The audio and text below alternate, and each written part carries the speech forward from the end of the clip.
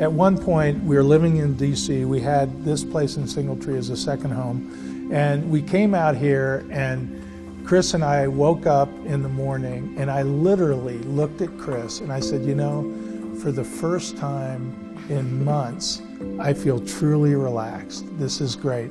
And literally, that moment, the phone rang, and it was Matt, and Jim was having some sort of episode in Matt's apartment.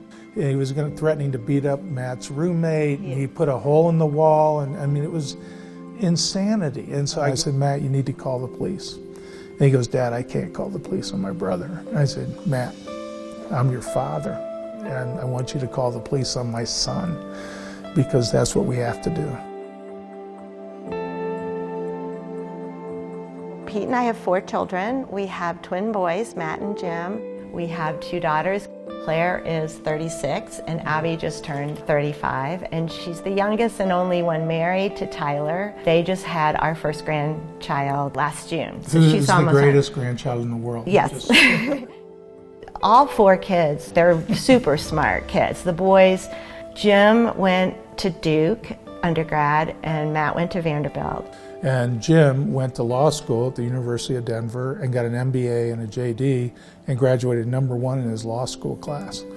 Then he gets this great job in New York, and that's really when things hit the rails. And because it was a Wall Street, law firm type job where the kids work 100 to 120 hours a week, and they take Adderall to stay awake, and they take Xanax to go to sleep. And the substitute for Adderall on the street is methamphetamine, and that's what he's completely addicted to now. Yeah. And has been for years.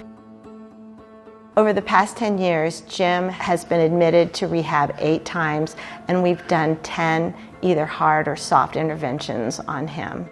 Whatever the script was, that's what we'll do. So we hired experts, and they said, hey, you got to say this is how you do it, and I'm in.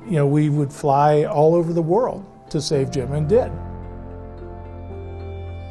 Our daughter, Abby, who has our granddaughter, she gets married Saturday night, and Sunday morning, a town car picks up Chris and I to drive us to the airport so we can fly to Bangkok, Thailand, and visit Jim in a Thai prison. So that's called multitasking. And people say, well, how did you do that? I said, well, first we did this, and it was super joyous, and then we did this. But you ask how you keep your sanity and how you, so we actually have great memories of our trip to Thailand. Oh, yeah. And we also felt great about what we did for Jim.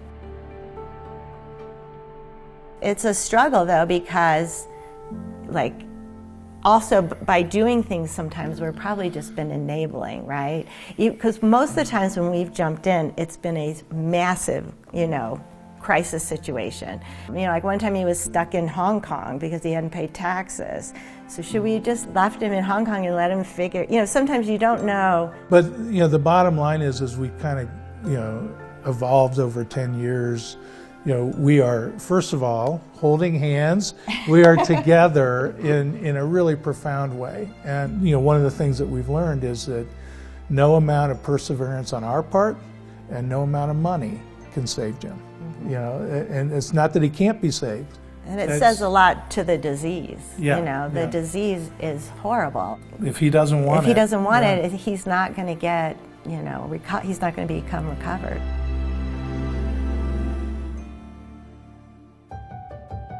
Over the years, starting from that very first counselor we went to, we have always gotten counselors. I have to detach because I can't be a mess, because I don't want to be a mess for Pete. I don't want to be a mess for my other kids or for our little granddaughter.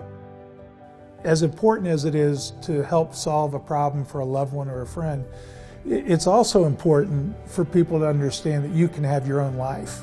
Well, the best example is on the plane when they say, if the oxygen mask, put it on yourself first, then the kid, because we're no good to anybody if we're not good to ourselves. There's definitely a stigma with addiction and mental illness.